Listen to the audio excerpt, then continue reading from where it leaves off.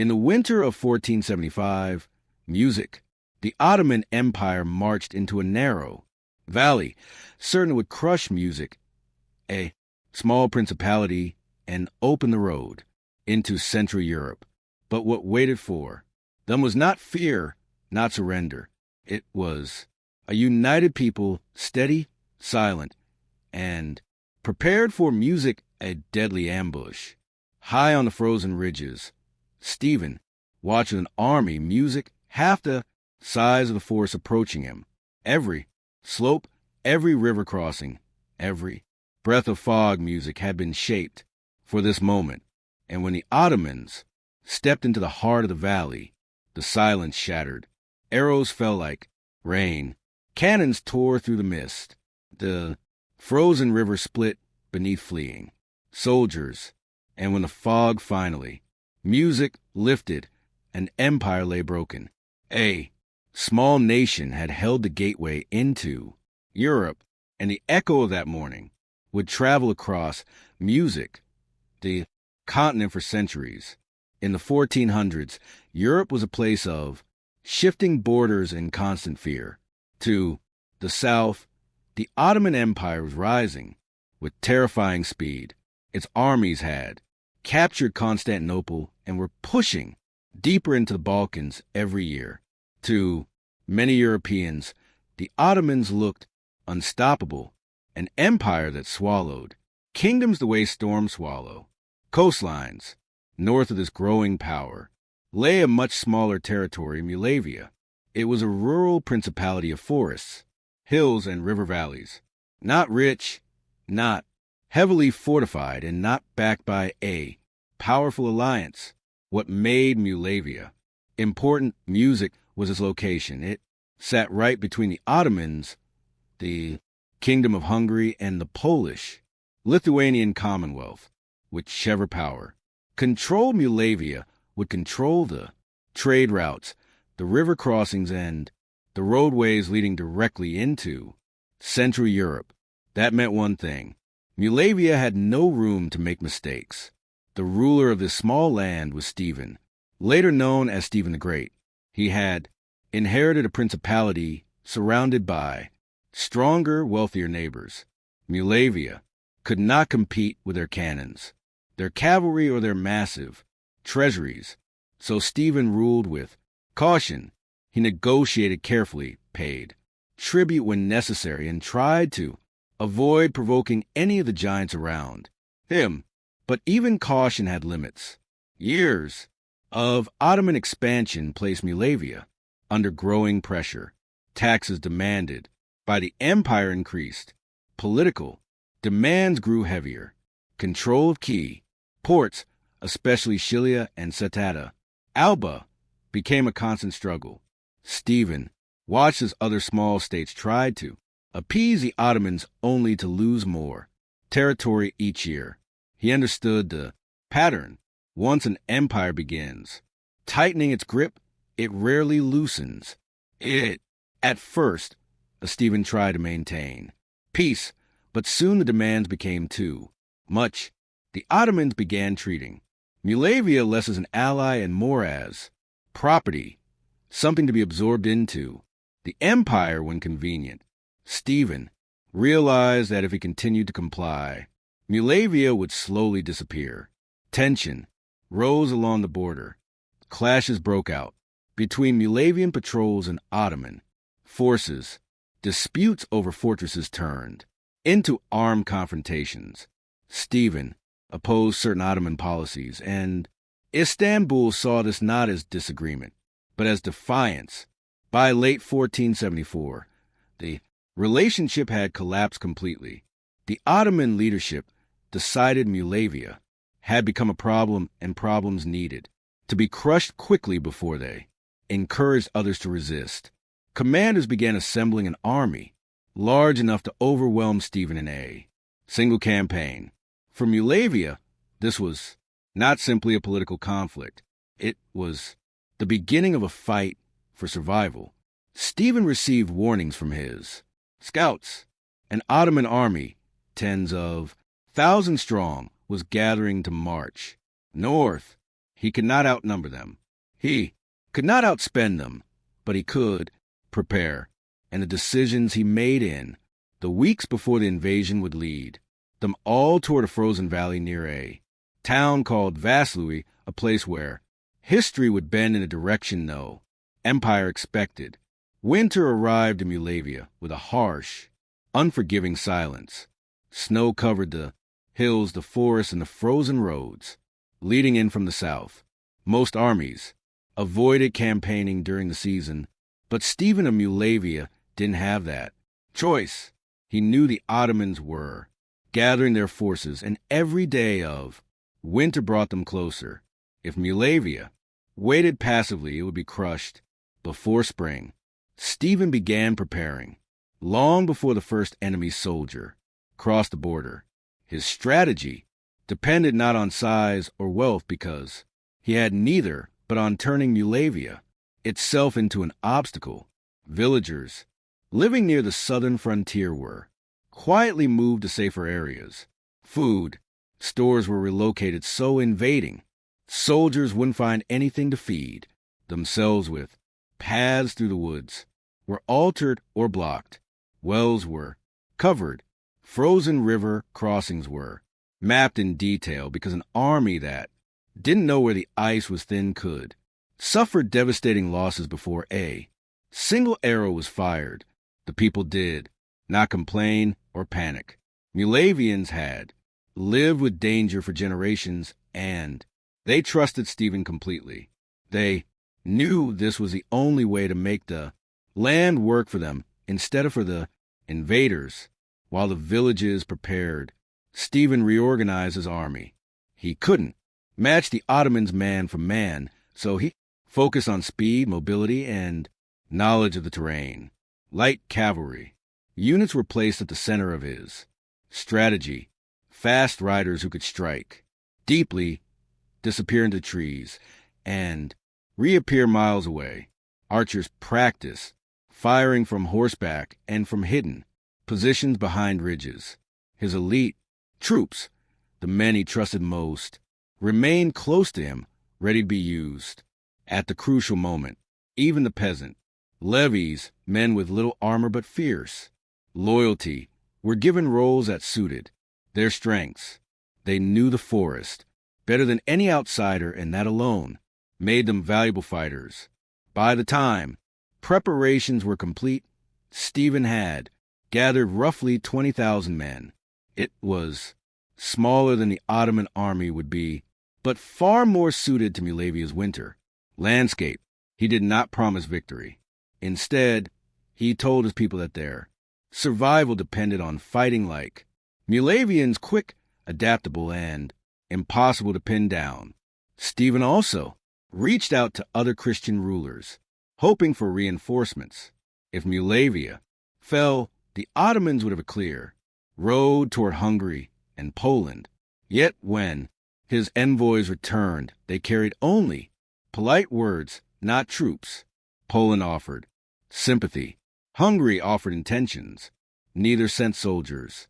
Stephen accepted this reality. Waiting for help would only waste time he didn't have. As December passed, Moldavian scouts reported real movement along the Danube.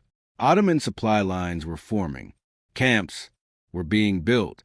The commander, Hadım Suleiman Pasha, was gathering tens of thousands of men for a march into Moldavia. Stephen's response was not to strike early or provoke skirmishes. Instead, he disappeared from Ottoman sight. His camps were concealed in the forests. His cavalry avoided unnecessary fights. He gave the impression of fear of retreat, so the Ottomans would advance with confidence, thinking Moldavia was already on its knees. The Duke charged the towers of, after months under siege, Toulouse strikes back, launching a historic counterattack that shattered and destroyed 30,000 Music Muslim invaders. 721, a year when the earth felt tight beneath marching feet, when the Muslim armies of Al-Andalus crossed the Pyrenees, carrying the force and confidence of an empire behind them. Their target wasn't a kingdom. It wasn't music, a nation. It was a single city standing alone before the storm deluge. What followed was no ordinary clash. It became a suffocating siege. Days of battering rams crashing against ancient music gates. Nights lit by fire and smoke and walls trembling under the weight of an army-convinced music that no fortress could withstand them. Across the plains below, shields slammed together, ladders' music rose, arrows darkened the sky, and the sound of battle rolled like thunder. And at the center of it all stood a city that refused to let an empire decide its fate. In the early 700s, Western Europe was split into two very different worlds. Towed south, across the tall Pyrenees Mountains, the same mountains that today divide Spain and France, the Umayyad Empire ruled almost all the Iberian Peninsula. Cities that had once belonged to the old Visigothic kingdom had fallen one after another until nearly the entire region became known as Al-Andalus, governed from the powerful city of Cordoba. Life under Umayyad rule moved quickly. They expanded their roads, strengthened their armies, and looked north for the next opportunity. And from Cordoba, anyone who studied a map could see the same thing. The land beyond the mountains was rich, open, and politically weak. To the north of the Pyrenees lay Aquitaine, a large independent region in what is now southwestern France. At its center stood Toulouse, a proud and prosperous city ruled by Duke Otto, known later as Otto the Great. Aquitaine was not an empire. It was a collection of lands, villages, and lords who often argued but still shared one belief. They were free people, and they intended to remain that way. For years, a silent pressure existed between these two worlds. The Umayyads were powerful, united, and used to winning. Aquitaine was smaller, independent, and surrounded by larger neighbors like music, the Frankish kingdoms to the north. If the Umayyads ever decided to move to the mountains, Aquitaine would be the first to face them. Everyone in the region understood that, and so did Otto. The cause of the coming war was not dramatic. It was simple, almost predictable. After conquering Iberia, the Umayyad leadership wanted stability, clear borders, and complete control over the major trade routes. The lands north of the mountains, especially Toulouse, stood in the way of that plan. Otto refused to submit. He remembered how the Visigoths fell quickly, brutally, without mercy. He feared the same fate for his people if Aquitaine bowed its head. By the start of 721, tension had grown thick enough to feel in the air. Merchants whispered about scouts crossing the mountains. Travelers reported seeing banners with Arabic script along southern roads. Rumors changed every week, but the direction of the threat never changed. South to north, up the mountains toward Toulouse. In Cordoba, the man preparing this advance was Al-Sam ibn Malik Alani, the governor of Al-Andalus. Al-S was an experienced commander, calm and methodical. Hesiod reports from scouts, maps of Fivry Valley in the Pyrenees, and estimates of Aquitaine's defenses to him. The campaign seemed not just possible, but inevitable. He believed Toulouse could be taken quickly. He believed Aquitaine would fall soon after, and he believed the Umayyad Empire needed this victory to secure its northern frontier. So, Al-Sam gave the order. Across Iberia, soldiers began to gather.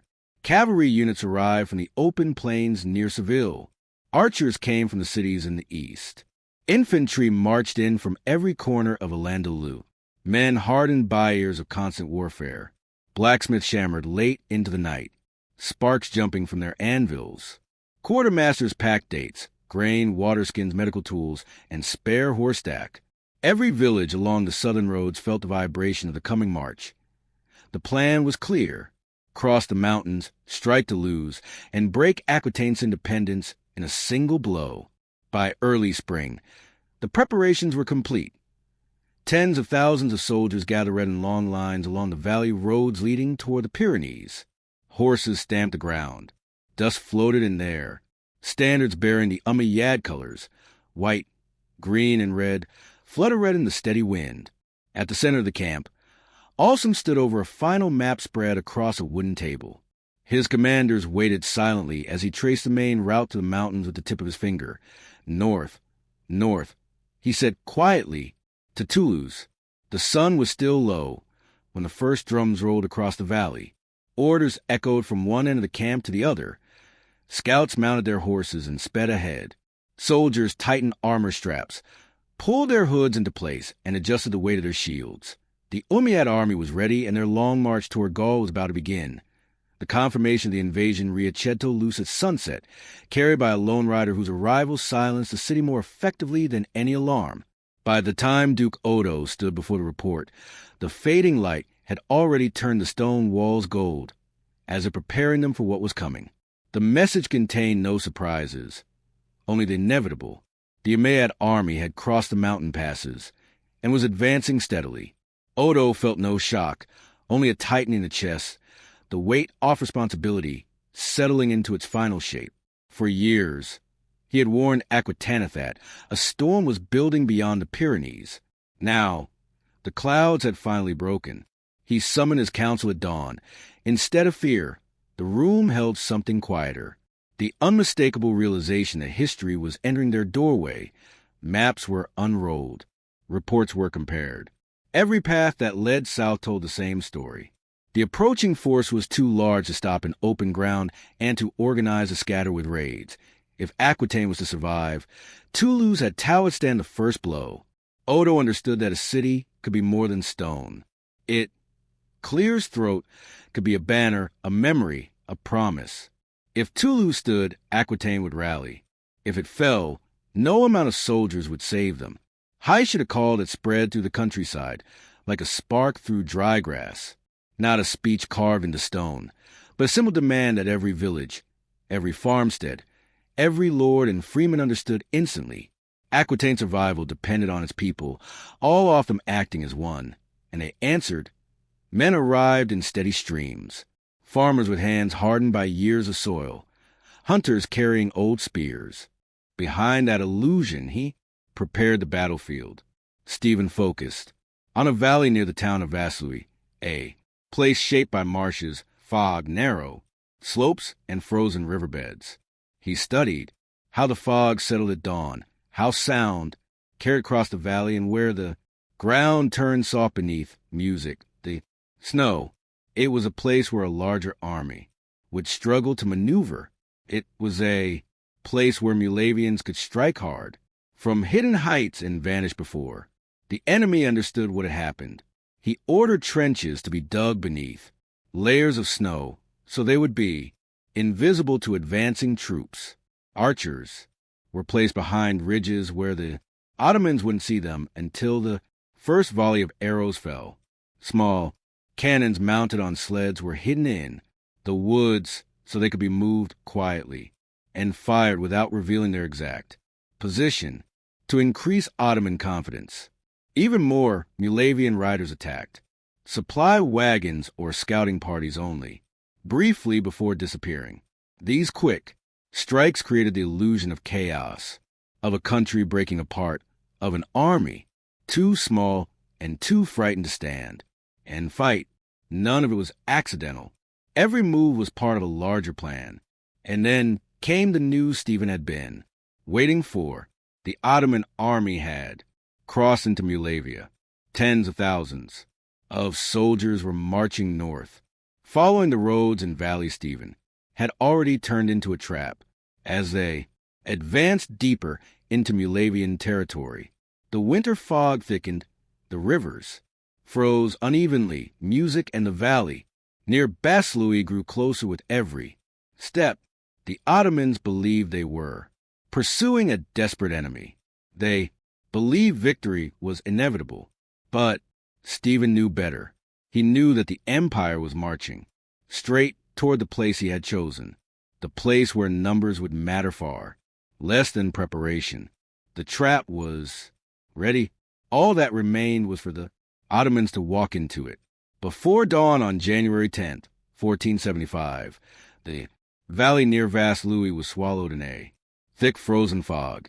It rolled across the ground like smoke from an unseen fire, blurring the ridges, hiding the river banks, and turning the air into a cold, pale wall. Stephen had been waiting for this exact condition. He knew the Ottomans relied on visibility in tight formations. Fog would break that. Silently, completely. The first sign of the Ottoman advance was not seen, but heard, the dull, distant rumble of Boots, hooves, and wagons. Tens of thousands of men were pushing their way through a narrow valley, unaware of how the ground twisted. Beneath the snow, they believed the Moldavians were retreating further north. They believed the valley was empty. It wasn't. Stephen's troops were already in position, spread across the high ridges. On both sides of the valley floor, they were silent, unmoving shapes half hidden. Behind trees, rocks, and snow-covered earthworks, archers held their bows steady, waiting for the signal. Cavalry units crouched beside their horses in total stillness. No fires burned, no voices rose. It was as if the entire Moldavian army had become part of the frozen landscape. The Ottomans entered the valley in long columns, unaware that the fog was hiding. Thousands of eyes watching their every step. As they moved forward, something else began to fill the air. The sound of Moldavian war horns. It started softly, one horn, then another echoing from different directions. In the fog, it sounded like the valley itself was alive. The Ottomans slowed. Some shouted orders. Others searched the mist for movement, but the fog gave them nothing. Then Stephen struck. A sudden roar of arrows burst from the heights. Hundreds at first, then thousands. The fog made it impossible for the Ottomans to see where the shots were coming from, but the arrows cut through the white haze and hit their ranks with brutal accuracy.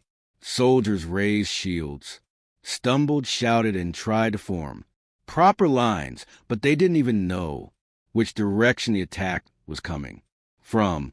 Before they could regroup, Moldavian cannons fired, small mobile guns hidden behind ridges. Their thunder echoed through the valley, amplified by the fog. Shot after shot hammered the Ottoman columns, breaking their formations and forcing them into confusion. As the Ottomans tried to reorganize, Stephen delivered his next blow. Light cavalry units charged out of the fog from unexpected angles, striking the Ottoman flanks with speed and precision. They fired arrows, slashed with sabers, then vanished back into the mist before the Ottomans could counterattack. Some units hit from the left, others from the right, and sometimes from both at once. The Empire's disciplined infantry suddenly found themselves fighting shadows. In the valley, panic spread. Officers shouted conflicting orders because no one could see the full battlefield. Units moved forward when they should have held their ground. Others retreated into their own allies. The fog twisted sound, making it impossible to tell where commands were coming from. Stephen watched from a concealed ridge.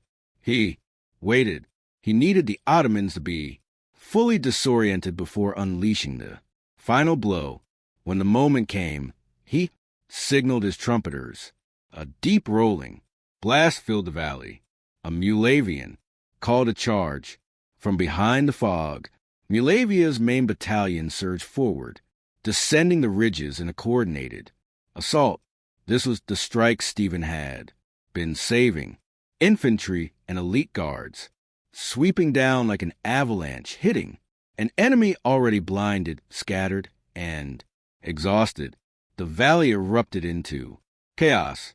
Ottoman soldiers, still struggling to see, suddenly found Moldavian infantry crashing into them from the front while cavalry hammered them from the sides. Shields splintered, horses slipped on frozen mud, drums and trumpets drowned beneath the sounds of men shouting, steel clashing, and the hiss of arrows raining from above. Some Ottoman units tried to fall back across the frozen river, but the ice had weakened under days of music marching. Moldavian archers targeted the crossings. Arrow after arrow struck the ice, and men began falling through into the freezing water. Those who reached the far bank discovered new enemies awaiting them. Moldavian riders had circled behind. Music, The valley had now blocked any hope of retreat. The once massive Ottoman army found itself trapped, pressed between riverbanks, music, fog-covered slopes, and relentless attacks from all sides. Stephen rode into the music battlefield only when the enemy was fully broken. His presence ignited a final wave of Moldavian courage. Music, soldiers pushed forward, pressing the Ottomans deeper into disorder. The empire's music battle standards dropped one by one, disappearing into the snow. By midday, the fog began to lift. What it revealed was a valley torn by one of the most devastating defeats the Ottoman Empire had ever suffered. Thousands of soldiers lay scattered across the frozen ground. Others fled into the woods only to be hunted down by Moldavian scouts familiar with every trail. For Stephen's men, the victory was overwhelming. Music, for the Ottomans, the loss was unthinkable. And for Europe, the news that a small principality had routed an empire would echo far beyond that frozen valley. But for now, in the aftermath of the battle, the only sound was the wind moving across the snow, carrying with it the memory of a morning when Moldavia refused to die. When the last echoes of battle faded, across the valley, the fog finally lifted. Music, what emerged beneath it, did not look like the remains of a clash between two sides. It looked like the remains of a disaster. Thousands of Ottoman soldiers were scattered across the frozen ground, some lying where the arrows had struck them, others collapsed near the shattered ice where the river had swallowed entire formations. The once mighty columns that had marched confidently into Moldavia were now gone, replaced by scattered survivors, struggling to understand how their overwhelming numbers had turned into a devastating defeat. Stephen did not celebrate, not yet. Victory on the battlefield was one thing. What came after was another. Music, he rode slowly through the valley, not as a conqueror admiring trophies, but as a commander making sure the danger was truly over. His horse moved carefully across the churned snow while his officers reported which parts of the Ottoman force had been destroyed, which had fled, and which might still regroup. Somewhere in the forest, music to the south, the Moldavians pursued the retreating Ottoman soldiers for miles. But Stephen ordered his men music not to chase too far. He understood the risks. A triumphant army could quickly turn reckless, and he refused to lose men to carelessness. Instead, he sent small, fast units, music scouts who knew the land, to monitor the escape routes. Their reports confirmed what he had hoped. The Ottoman army was no longer an army. It was a mass of scattered groups running in different directions, music leaderless and frozen, many without weapons, some without boots, all desperate to reach safety. Word spread quickly across the countryside. Farmers who had hidden in the woods emerged. Villagers who had fled in fear came back to their homes, moving quietly among the trees as if they weren't sure whether to believe the news. Then they saw Moldavian soldiers returning victorious, carrying captured banners and prisoners. Relief washed over them, relief mixed with disbelief, against all logic, against all predictions, against the terrifying reputation, music of the empire. Moldavia had won. Stephen gathered his council music that same evening. The men were exhausted, many wounded, but their faces carried something more powerful than music, fatigue, pride. They had stood against an army that should have crushed them, and yet they were still standing. But Stephen's mind was already on what came next. He knew that defeating an Ottoman force once did not guarantee safety. The empire was vast, disciplined and relentless. A single setback, no matter how humiliating, would not stop it from trying again. Stephen needed Europe to understand this. He needed allies to finally realize that Moldavia was not a distant buffer, but a shield between them and the advancing empire. So he sent messengers riding through the night, carrying news of the victory to the courts of Hungary, Poland, music, and beyond. Their letters describe what had happened at Vaslui, not as a boast, but as a warning. If Moldavia had fallen, the Ottomans would already be standing at the gates of Central Europe. The victory had not just saved one principality, it had bought time for everyone across Europe. Reactions were immediate. Kings and nobles who had ignored Stephen's earlier pleas, music, now praised him openly. Chronicles later wrote that the bells of Cav rang music for days. In Rome, the Pope called Stephen a champion of Christendom. In Transylvania and Poland, travelers carried word of the battle, speaking of it with a sense of awe, as if they were recounting a miracle. But while Europe celebrated, Stephen remained cautious. He reinforced fortresses. He repaired damaged roads. He ensured his soldiers were fed, armed, and sheltered. He knew the Ottomans would recover, regroup, music, and return with anger, fueled by humiliation. The Battle of Vaslui was a victory, music, but it was not the end of the struggle. As night fell over the valley, Moldavian soldiers lit torches along the ridges. Music, the flames flickered across the snow, illuminating the land where they had stood together against overwhelming odds. Some men prayed, others sat quietly, thinking of those who had fallen. A few simply stared at the frozen sky, trying to understand how they had become part of a moment that history would remember. Stephen looked over the valley one last time before returning to camp.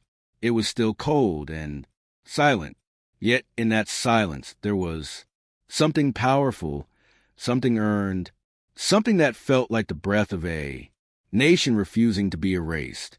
Moldavia had survived music, and because it survived, Europe had a chance to breathe again.